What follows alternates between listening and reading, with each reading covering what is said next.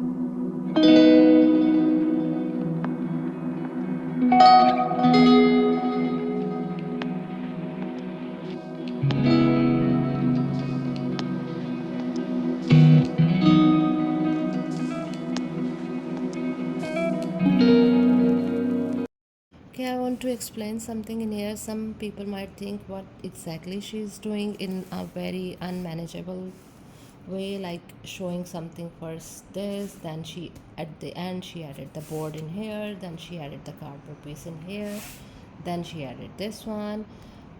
So it's, I go with the flow, learning with their mistakes. And this is how I was doing exactly. I didn't notice that it should come till here, so it's more bending and laying down position.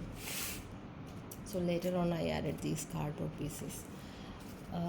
I go with the flow. I never plan the things exactly like this piece of cardboard and this one came in my mind later on, so I added. That's how I work, and I learn with the things, with the flow I go, and I think that's fine.